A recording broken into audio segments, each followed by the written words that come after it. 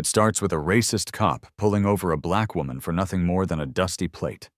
He cuffs her, ignores her ID, and believes he has all the power, until the roar of black SUVs changes everything.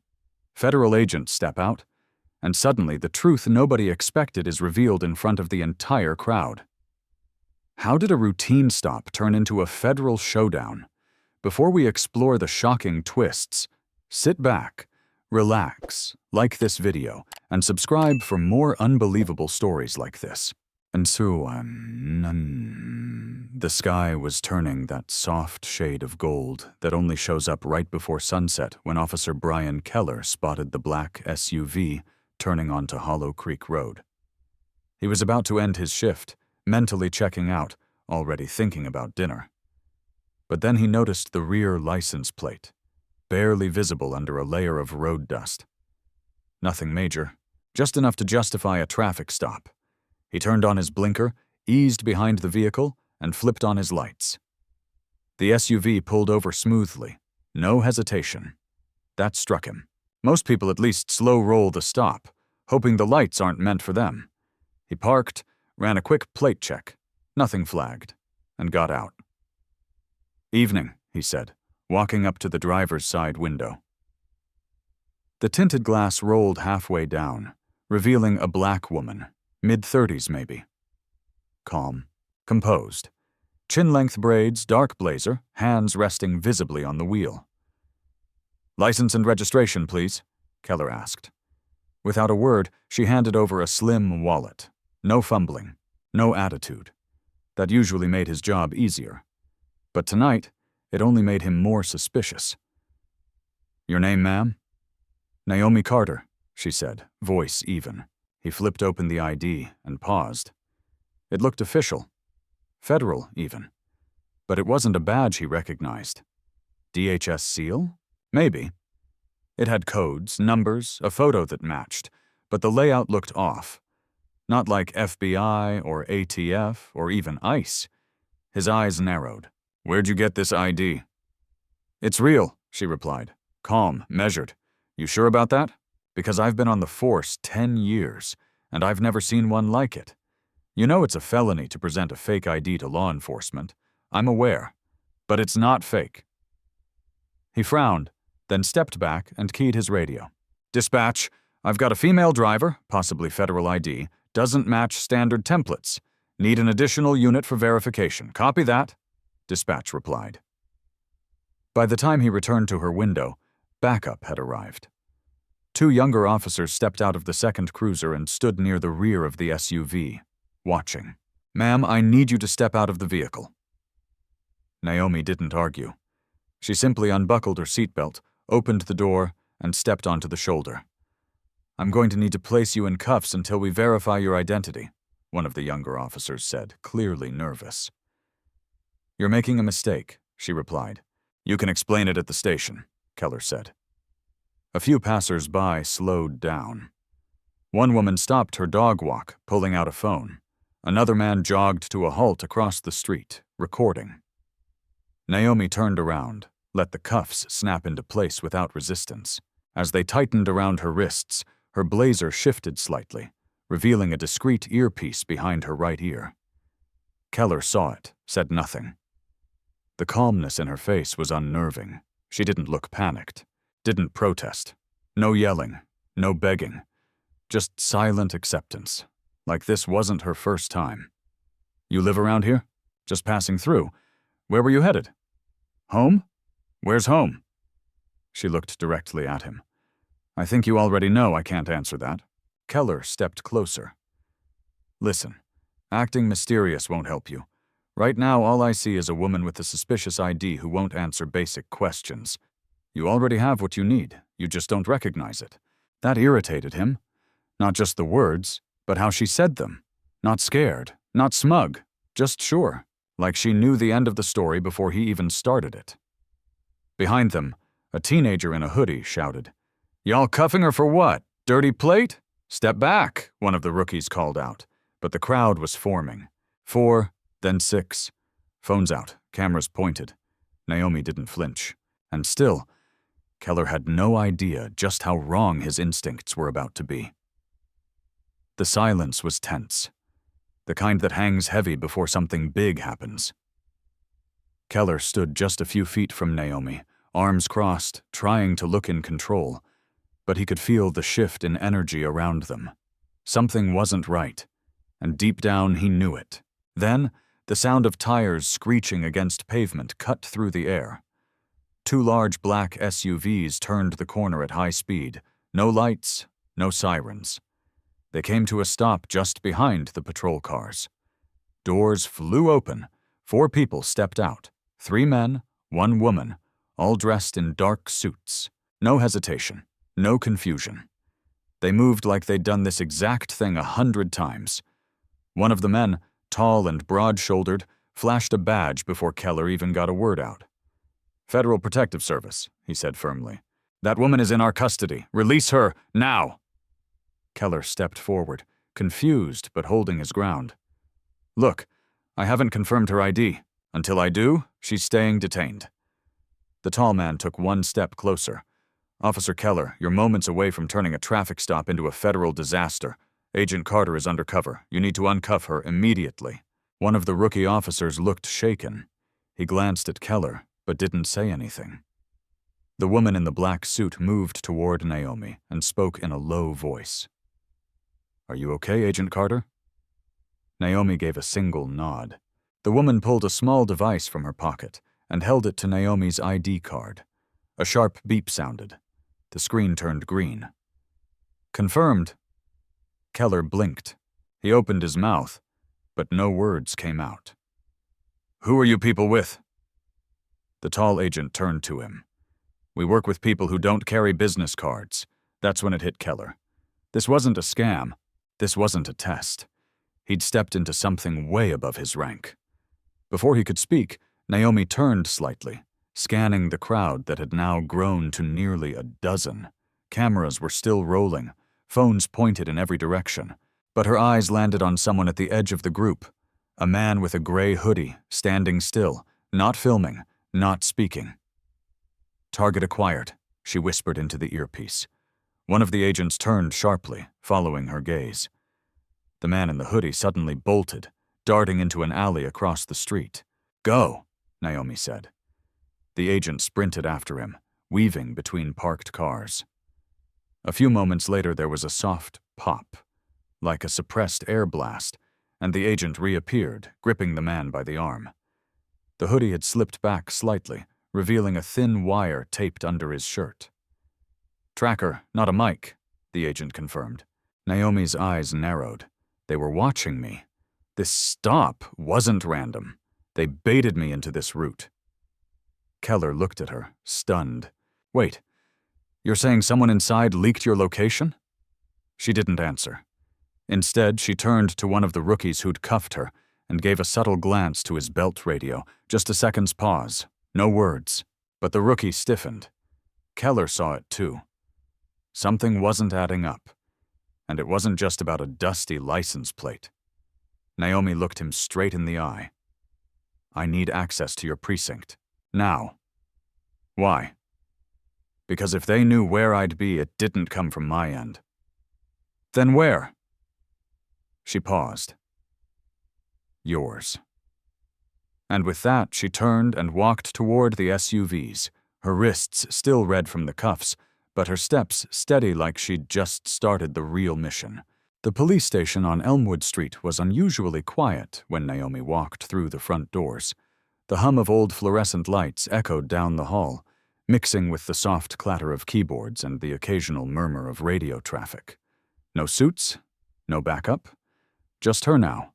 Her blazer slightly rumpled, wrists still marked from the cuffs, and a laminated ID badge clipped to her pocket. This was her ground. She was done explaining. The desk officer stood up as she entered, clearly startled. "Ma'am, can I help?" "Internal audit," Naomi said calmly, flashing her ID. "Secure the floor." He blinked, unsure what to do, but nodded and picked up the phone. Word spread fast. Within minutes, the precinct seemed to freeze. Officers stopped mid-conversation, glancing over their shoulders. One or two hurried out of sight, but Naomi didn't slow. She moved through the hallway like she'd done it before, because she had. Not this building, maybe, but others just like it. Small-town stations where cracks were just wide enough for bad actors to slide through unnoticed. She turned a corner and paused in front of the door marked "Server Room Authorized Personnel Only." She pulled a card from her pocket, tapped it against the lock. A green light. Click. Inside, the room was cool and humming, metal racks lined with blinking hardware. Monitors displayed system statuses, patrol routes, badge logs, and radio recordings. Naomi pulled a flash drive from her coat, plugged it in, and began copying data. Access logs, dispatch call logs, officer location pings. Behind her, footsteps echoed. She didn't need to turn around to know it was Keller. "You just walk in here like it's your house now?" he asked, half defensive, half confused. Naomi didn't answer at first. She watched the data transfer bar inch forward, then finally looked at him. "I don't have time to explain the entire chain of command to you." He stepped into the room, blocking the door. "I think I deserve to know what's going on. I was part of that stop. You're using my precinct like it's your personal database." Naomi stared at him for a beat, then spoke. "You almost blew a federal operation wide open. You want a memo for that?" Keller's face tightened. "I was doing my job."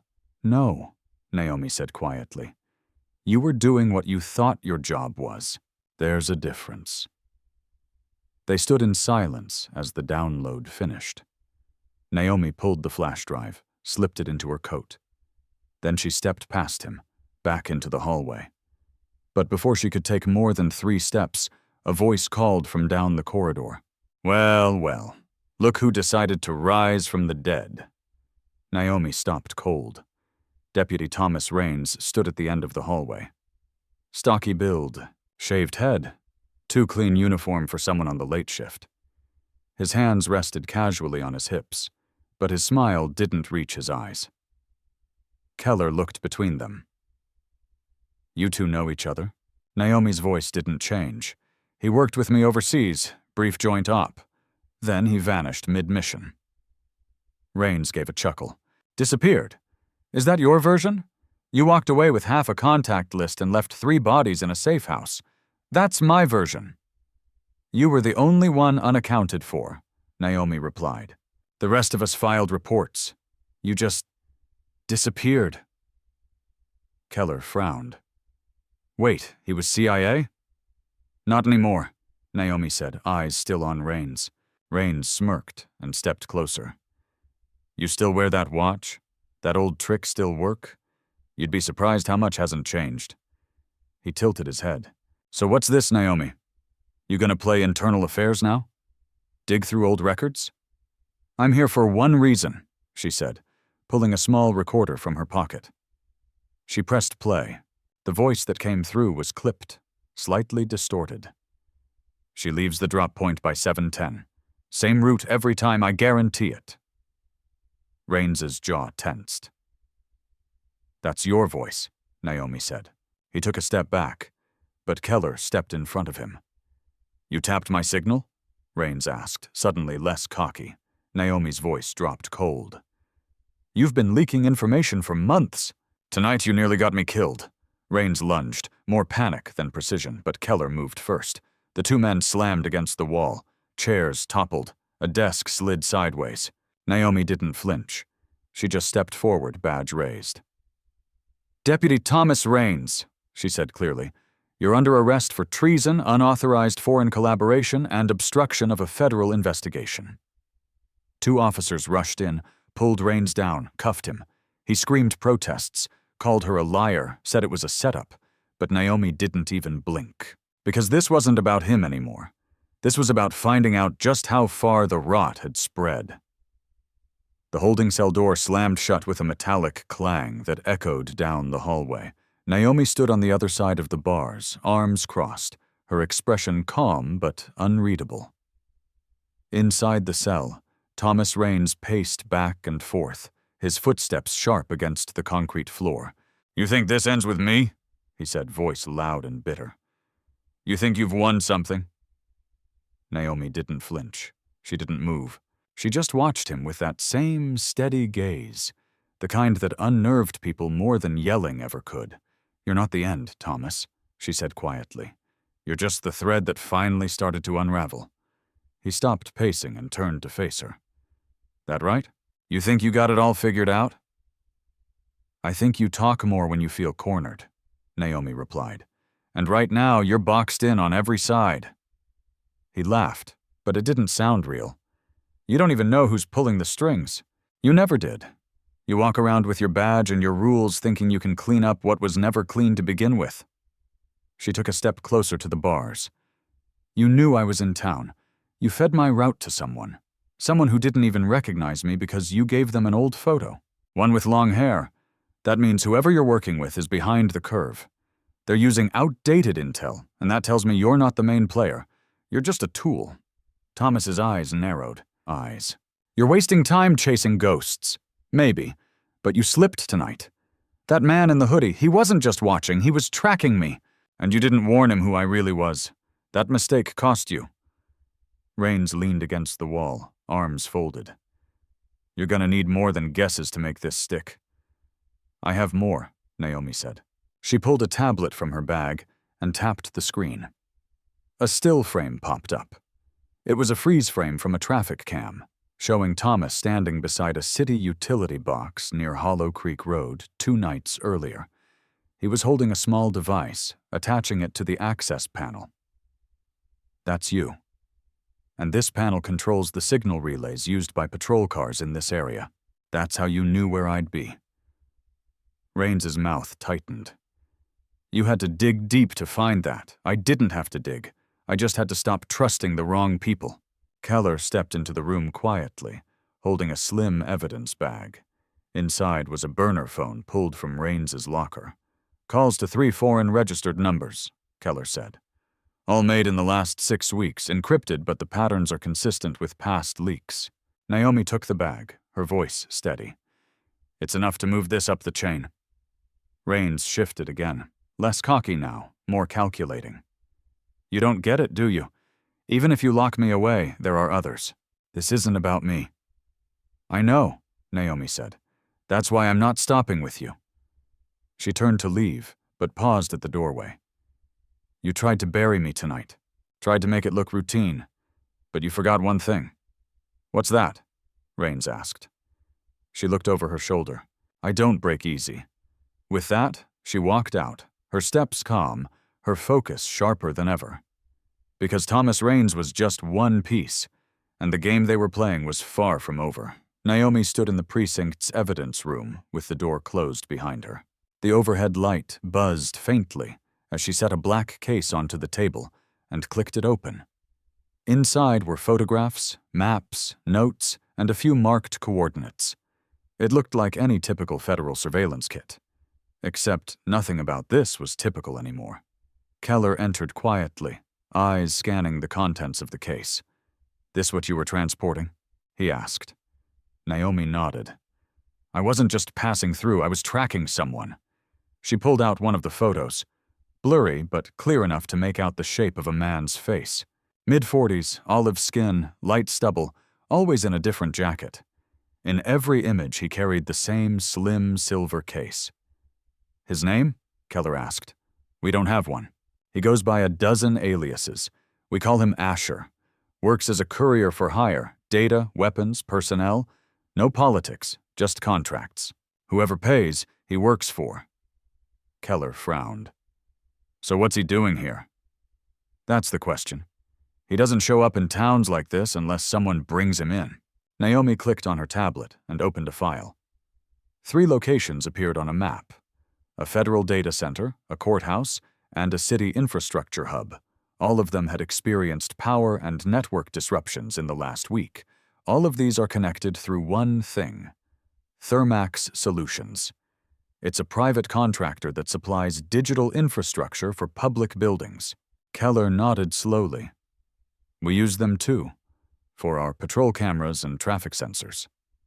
Exactly, Naomi said. If someone compromised one Thermax node, they could jump from one system to another, citywide. That's how Raines knew my route. Someone inside had access to traffic data and security schedules. She tapped a spot on the map. I believe the transfer is happening tonight. The route Asher took leads to an old maintenance tunnel beneath the city. It was built during the Cold War, mostly ignored now, but it still connects every one of these buildings. Keller stared at the map. If you're right, and this is a live transfer, then someone's moving classified access credentials across systems, not files, not emails, credentials. If those reach the wrong hands, 6 active federal operations go dark before sunrise. Keller rubbed his face. I should call it in. You can't, Naomi said firmly. We don't know who else is compromised. Not yet. I need someone who can get me into those tunnels without drawing attention. You sure you want to go in alone? She gave him a dry look. That's the job. He didn't respond right away. Then he stepped back, opened a locker, and pulled out a small tactical pouch. You'll need a vest and a flashlight. She accepted them without a word. Before they left, Naomi called one of the agents still monitoring traffic cams. We've got eyes on Asher again, the voice said. He just left a hardware warehouse on Knox Boulevard, silver case in hand. Headed east, right toward the courthouse district. That's it, Naomi said. That's the transfer point. Keller grabbed his keys. I'm coming with you. I don't need backup, she said. I'm not backup, he replied. I'm a witness. If something happens, someone needs to tell the story right. She looked at him for a long moment, then handed him a vest. Suit up. 15 minutes later, they stood at the rusted entrance to an old tunnel off Stonebridge Lane. The city had stopped maintaining it years ago. The air inside was damp and heavy. Their boots echoed off the walls as they walked deeper in, flashlights cutting through the dark. Naomi moved fast, but careful. She'd done this before. Tight spaces, limited time, high risk. But tonight felt different. Too many unknowns. Too many variables. At the next junction, they heard something. Soft footsteps. Then, a figure stepped into view. It was Asher. He was alone, or at least he looked that way. The case was in his hand. Naomi raised her voice. Drop the case. Now. Asher didn't move. He stood at the center of the tunnel, silver case in one hand, the other hanging loose by his side. The flickering light from Naomi's flashlight cast his shadow long across the concrete wall. You're early, he said, voice calm. You're sloppy, Naomi replied, stepping forward. Asher gave her a tired smile. You always did have a sharp tongue. Better with a gun, though. Are you carrying tonight? She didn't answer. She didn't need to.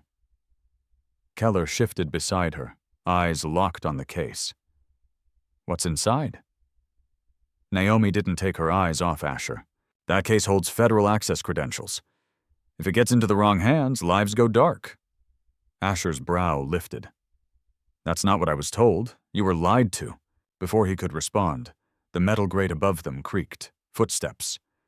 Then a voice echoed from the far side of the tunnel. She's not alone. Naomi turned, flashlight aiming toward the sound. Another man stepped into view, sweaty, pale, gun in hand. Arthur Greaves, the city infrastructure liaison. A man with full clearance to building schematics, traffic systems, and security controls. I used to admire your work, Greaves said, inching forward. You stayed off the radar longer than anyone, and now here you are, out in the open, exposed. Naomi didn't flinch. And you're standing in a tunnel with a stolen weapon, about to throw away your entire career. Greaves laughed. Career? That ended the moment I realized how broken the system was. You think you're protecting something noble. You're not.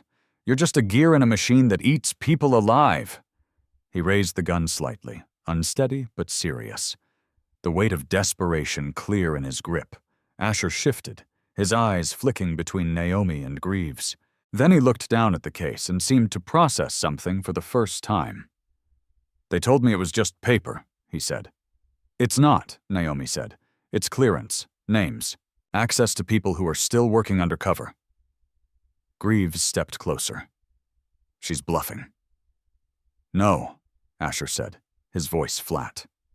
She isn't. In one quick move, Asher turned and slammed the case into Greaves' side. The gun clattered to the floor. Greaves stumbled, trying to recover, but Keller stepped forward and kicked the weapon out of reach. Naomi rushed in, scooping up the case. Asher raised both hands, breathing heavy. I never agreed to this. I was told clean transfer, no weapons, no agents. Naomi held his gaze. You just saved lives. That doesn't make you innocent, but it means something. Behind them, sirens started to echo faintly through the tunnels. Backup was coming. Greaves sat slumped against the wall, muttering to himself.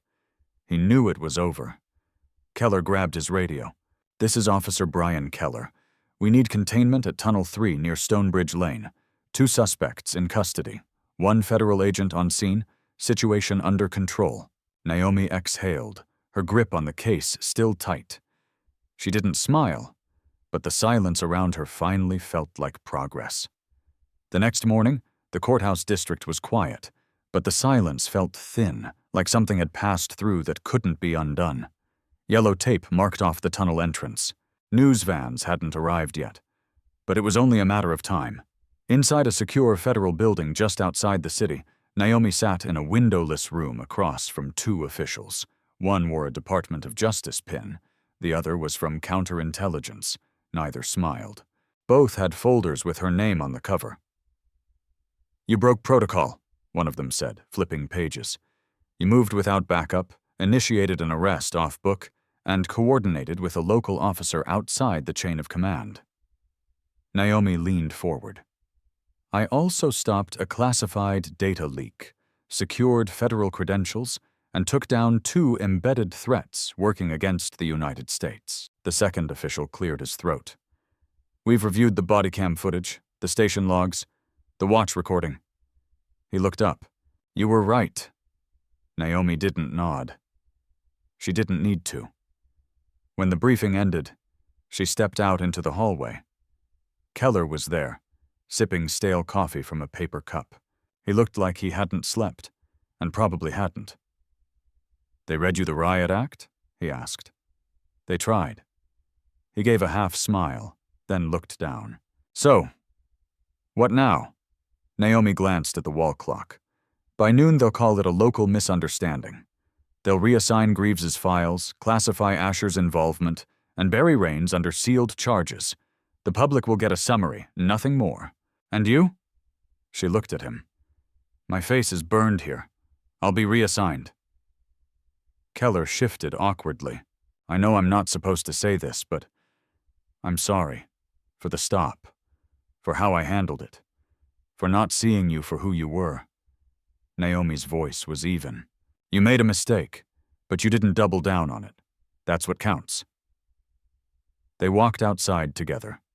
The sun was rising over the city, casting long shadows between buildings.